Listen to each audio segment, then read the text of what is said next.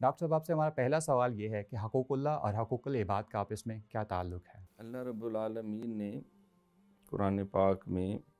جہاں جہاں اپنے حقوق کا ذکر کیا ہے، کلمہ طیبہ، نماز، روزہ، حج، زکوٰۃ اور اس کے دین کی سربلندی کے لیے جہاد، تو اس کے ساتھ ساتھ اس نے حقوق العباد کو بھی اسی طرح اہمیت دی ہے۔ ارشاد باری تعالیٰ ہے وَقَضَىٰ رَبُّكَ أَلَّا تَعْبُدُوا إِلَّا إِيَّاهُ وَبِالْوَالِدَيْنِ إِحْسَانًا۔ پہلے کہا کہ تمہارے رب نے یہ فیصلہ کر لیا ہے کہ اس کے سوا تم کسی کی عبادت نہ کرو، تمہارا معبود حقیقی صرف اللہ رب العالمین ہے۔ تو یہاں یہ حقوق اللہ ہے، حقوق اللہ کا حق جو ہے عبادت، اس کے لیے اطاعت، اس کے لیے، اور ذات میں، صفات میں، حقوق میں وہ وحدہ لا شریک ہے۔ اور اس کے فوراً بعد جو ہے پھر حکم دیا کہ اپنے والدین کے ساتھ بھلائی کرو، خیر خواہی کرو۔ تو اس سے معلوم ہوتا ہے کہ اللہ کریم نے خود قرآن مقدس میں اس بات کا تعین کر دیا کہ جہاں حقوق اللہ کی ادائیگی ضروری ہے، اس کے ساتھ ہی حقوق العباد کی ادائیگی بھی ضروری ہے۔ تو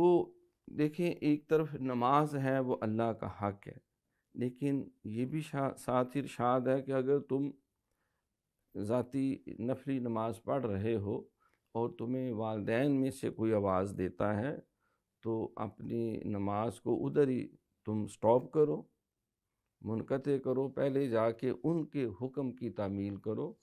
اور پھر واپس آ کے جہاں سے نماز چھوڑی تھی اللہ اکبر کہہ کے ادھر سے شروع کر لو، کوئی پیچھے سے دہرانے کی بھی ضرورت نہیں۔ تو اسی طرح یہ اللہ کا حق ہے وَلِلَّهِ عَلَى النَّاسِ حِجُّ الْبَيْتِ مَنِ اسْتَطَاعَ إِلَيْهِ سَبِيلًا، کہ اللہ کے لیے تو بیت اللہ کا حج کرو، یہ اللہ کا حق ہے۔